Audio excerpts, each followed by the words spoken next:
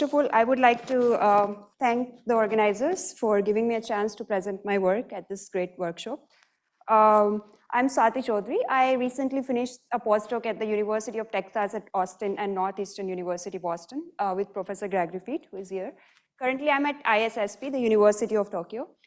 So today, I'm going to talk about chiral phonons, in particular about their magnetic response, giant effective magnetic moments of chiral phonons.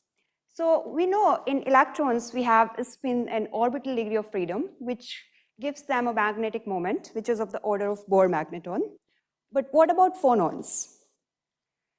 Well, phonons can carry angular momentum, as it was shown in this PRL from ZNU in 2014.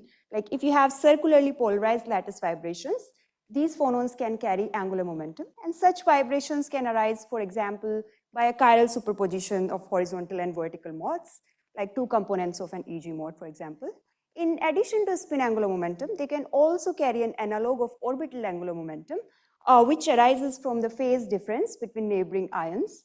Ions might be moving in a linear manner, but they can still carry orbital angular momentum.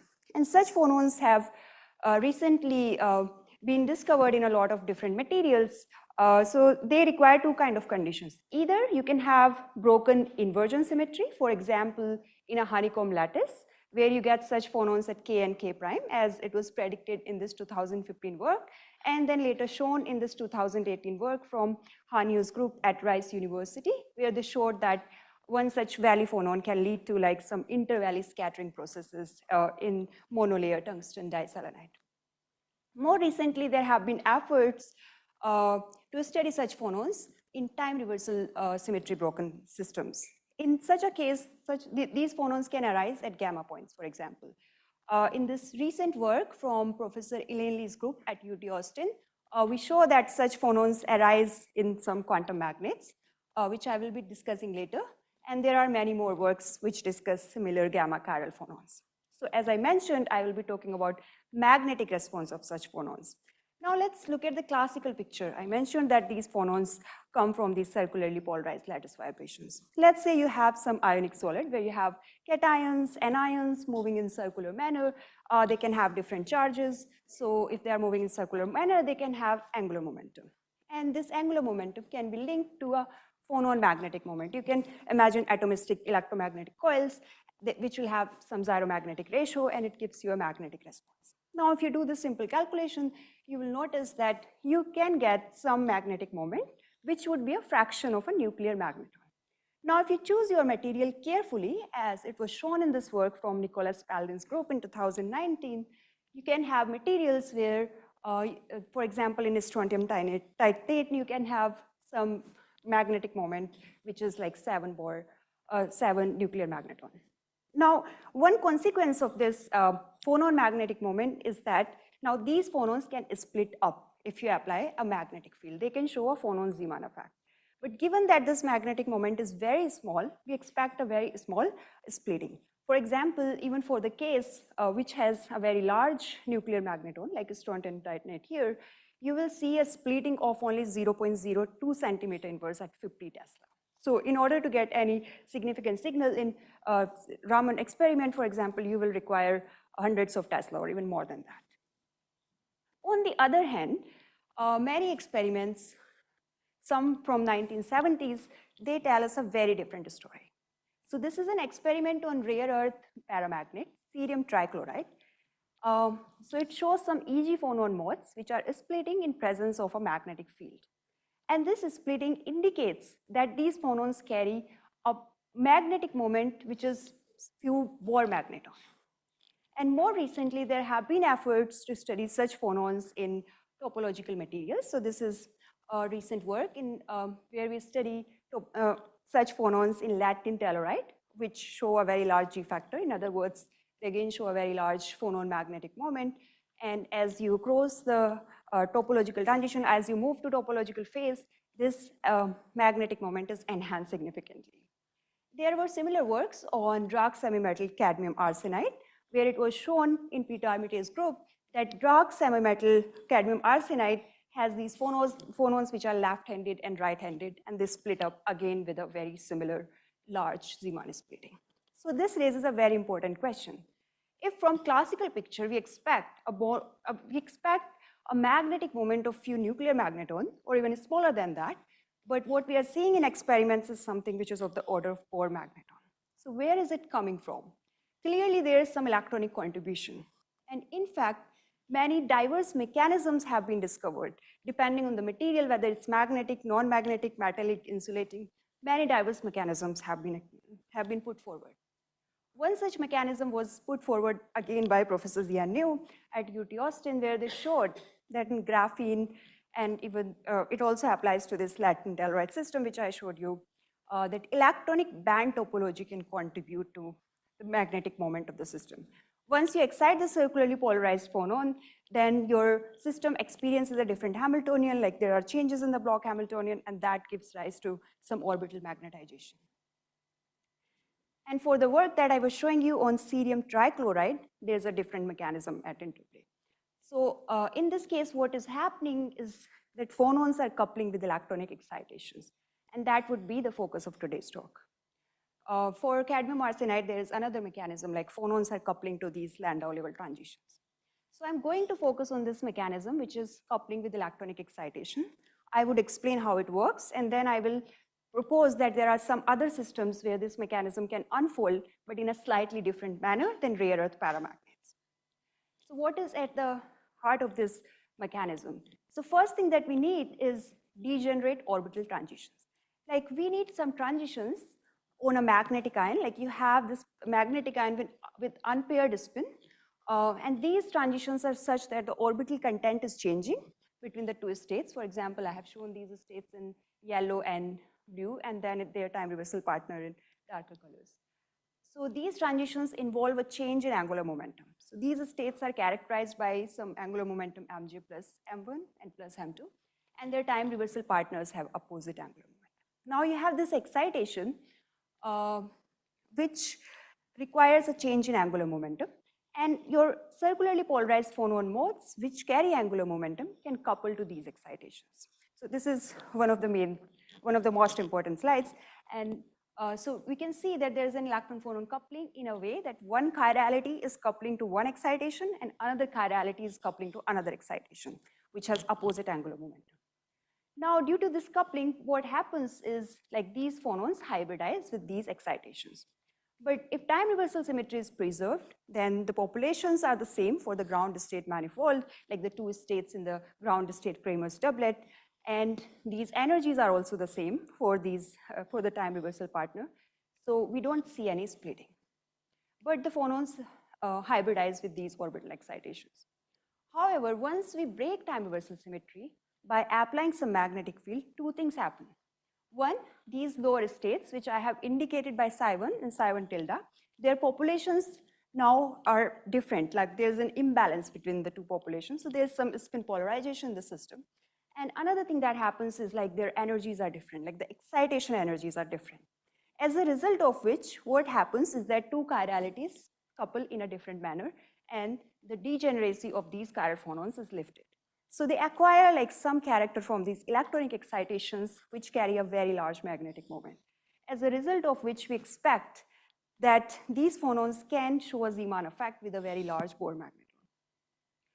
So if we have to be more mathematical, I think I won't have time to go into the details of this model, but it's the same thing in a more mathematical way, like where we have this coupling, which I have written here in the linear basis.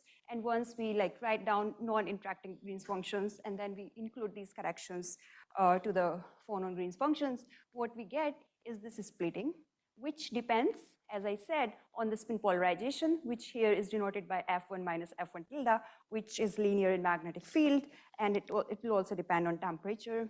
And then we have these two excitations, delta 1, delta 2, which are again linear in magnetic field. So this splitting is linear in magnetic field. And another consequence of this kind of corrections that I introduced is that the new modes, like as I was saying, A and B are linear, written linear basis. These new eigenmodes are now a chiral superposition.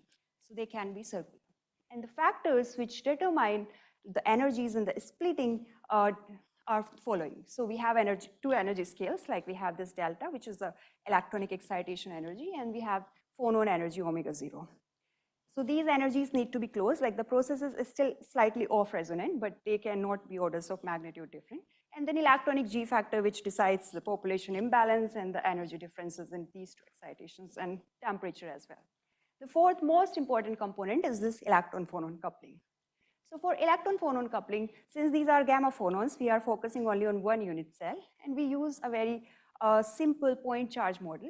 Let's say you have some magnetic ion M, which is surrounded by some ligand ions, and now there's a phonon where either M is moving or these ligands are moving. As a result of this phonon mode, what happens is that the crystal electric field that your electrons in the magnetic ion experience now is very different, which we can calculate like using this kind of Taylor series expansion. And now for those electronic states, we can evaluate this matrix element because we know that they can be written in terms of this orbital and spin angular momentum components, like some superposition of different such components. So using this simple model, we evaluate this electron-phonon coupling. So first we apply this model to rare earth trihalide to see whether it's going to give us some reasonable number as we have seen in the experiment. So this is a rare earth paramagnets in cerium trichloride, where we have this cerium 3 positive ion, which is surrounded by 9 chlorium ions. So this is an F electron system. So we have one electron in F orbital. As you know that for F electron systems, spin orbit coupling is higher than crystal electric field energies. So we have this very large spin orbit coupling, 100 MeV, which splits up this state into J equal to 5/2 and 7/2. And then crystal electric field is treated as a perturbation on this J equal to 5/2 multiplet, which splits it further according to magnetic quantum number Mj. And these energies are 6 MeV, 14 MeV. Next, we evaluate some phonons, like we calculate their displacement using group theory methods. For this given IRAP, even G, the two components look something like this, and they have energy 23 MeV. And then we evaluate the crystal field modification of crystal electric field, as I mentioned, and then we calculate these matrix elements. So in this case, we found that these matrix element couples these states plus minus 5/2 and plus minus 3/2, which differ by energy 14 MeV, and the phonon is at 23 MeV. So the energies are quite matching, like they are not that far away. So we calculated for this phonon and then for two other phonons in this case, which have different energies, and they couple these different states which are separated by 6 MeV. As a result of which, now we apply that theory that I had shown you. We notice a splitting in omega. We notice a splitting of these chiral phonons. Degeneracy is lifted. And this splitting saturates with magnetic field, as you can expect, because this is a paramagnetic system and its spin polarization would eventually saturate depending on temperature. And then we do it for the other two phonon modes that I was showing you. There, the coupling is somewhat weaker because they are coupling to that 6 MeV excitation, which is much lower in energy. And then we also evaluate the temperature treatment. So in this case, what we found is that this phonon magnetic moment comes out to be of the order of Bohr magneton. And then depending on the temperature, we can have, like, we have 2 Bohr magneton at 10 Kelvin and 1 Bohr magneton at 20 Kelvin for even G mode. It's slightly lower for other two modes, but it's still much higher than a nuclear magneton.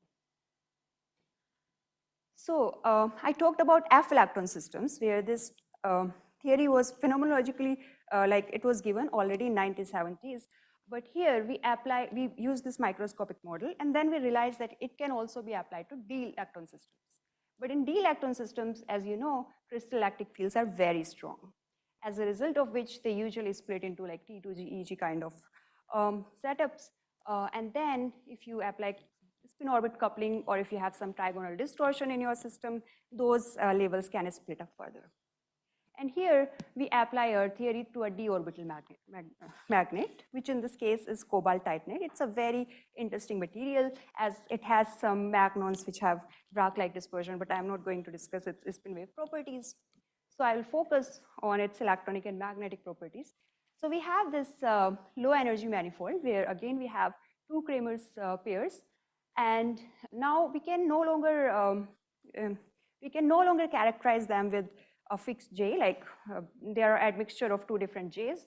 because of spin-orbit coupling and trigonal distortion, but they still can be characterized by mg. So the lower one has mg plus minus half, and the upper one has mg plus minus 3/2, and these excitation would require a change in angular momentum. So in this material, we look at two different phonons. So one is EG1, which is predominantly associated with the motion of cobalt ion. Here again, like we use group theory to get these displacements. And then, as you can see, their energies are quite close to this excitation energy, 23 MeV. So now, this material is different than the previous case in many aspects. One thing was like, it's a d orbital system. These J's are different. These excitations are happening between different J's. But in addition to that, there is a magnetic phase transition. So below Néel temperature, which is 38 Kelvin in this case, there is this antiferromagnetic layer order within the layers, like interlayer antiferromagnetic and intralayer ferromagnetic. And it also has some anisotropy such that the magnetic moments are aligned in AB plane. As a result of which, those Kramer's, the ground state Kramer's pair is no longer degenerate, but it splits up. However, it doesn't give us right eigenstates, because angular momentum of phonon in this case is along z direction, which again we can calculate using group theory. Here, these states that we are seeing, if we don't apply any magnetic field, then they are in AB plane. So once we apply some magnetic field, some canting happens, and now you get like some finite spin polarization. But in this case, we cannot use the analytical formula that I had shown you. So we calculate these Green's functions numerically, and then we again evaluate the splitting. Here also, we found a significant splitting, which is somewhat smaller than cerium trichloride case, and it doesn't saturate in the magnetic field range that I had shown you for cerium trichloride. In this case, it goes till Tesla and it doesn't saturate. So here at 50 Kelvin for EG1, we find magnetic moment of 0.2 for magneton, and for EG2 for 0.12. And then here also we calculate the temperature dependence. As you can expect, there would be some changes around Néel temperature, because this splitting very much follows the magnetic susceptibility. And here we are applying magnetic field perpendicular to the spin directions. So we notice a change around this Néel temperature.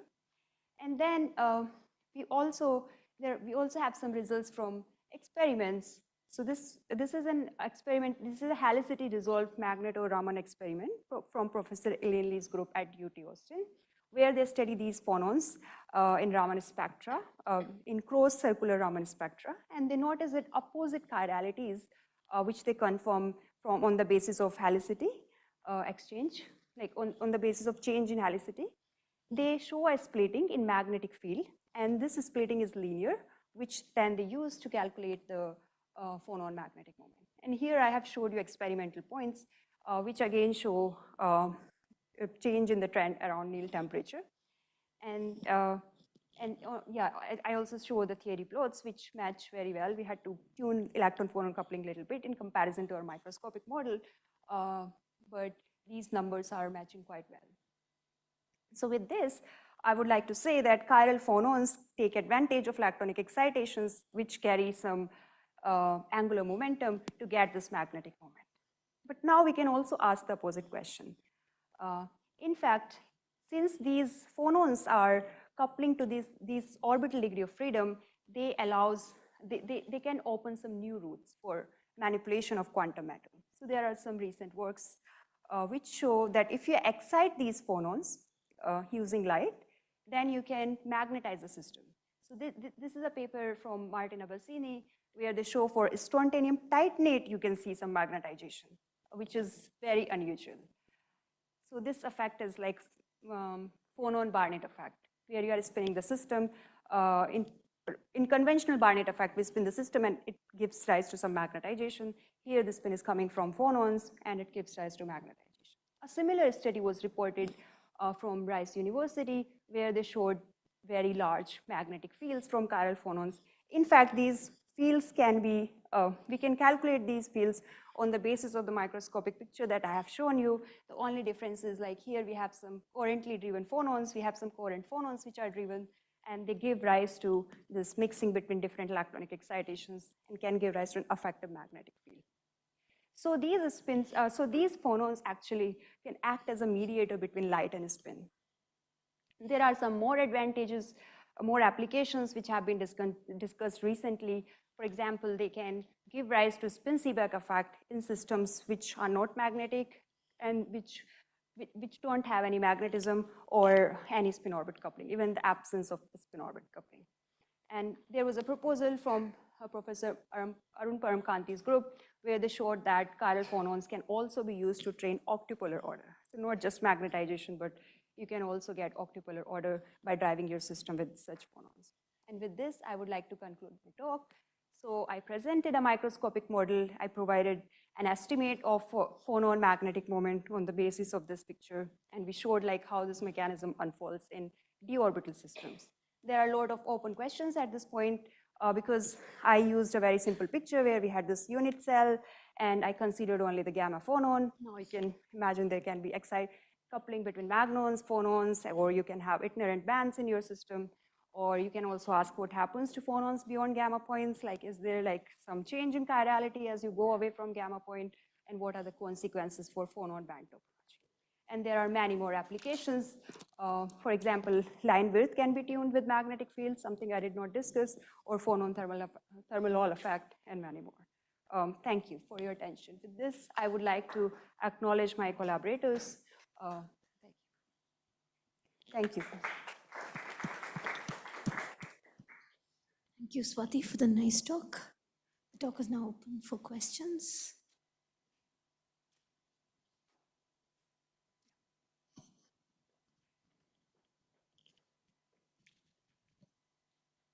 So very nice talk. Can you say what is so special about this cobalt titanate that you use that is, makes it an interesting system to realize?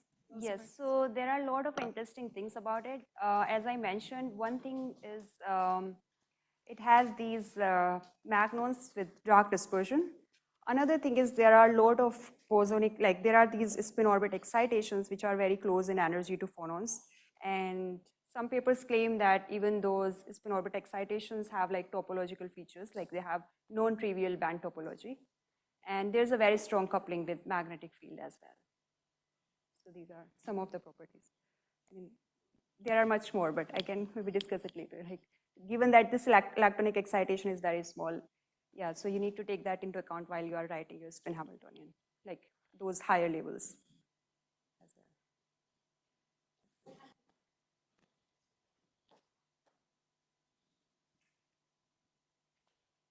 So in the beginning, you showed some data where, I mean, maybe you can just stay here. So here you say that there's a temperature dependence, right? And here you show it to be 0.2 and 0.1.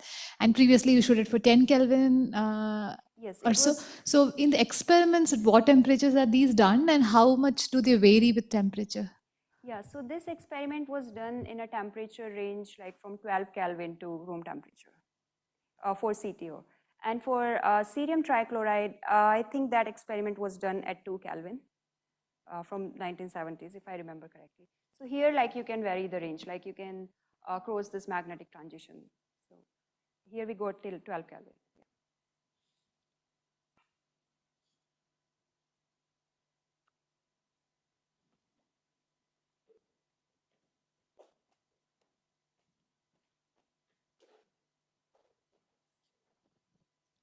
Hello. Yeah, thanks for the nice talk. I have a very naive question, meaning like, so when we understand phonons as, say, quantization of the lattice vibrations, how do we attach the picture of chirality in phonons? Yeah, that's a very good question. I think I have a slide on that, but we can do that by, like, you can write, so you have creation annihilation operators for X and Y motion.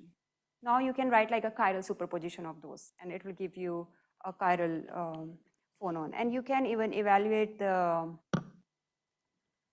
magnetic, like this angular momentum in quantum picture, which was done in one of the works. Let me see. Yeah, so this is the slide I have. So you can actually, if you have phonons which are coming from this kind of superposition, then you can have these plus minus states which are superposition of like AX and AY with a phase difference of pi by 2. And then you can construct this angular momentum operator, and then you can show that they carry angular momentum plus minus h bar in this case. Thank you. Yeah.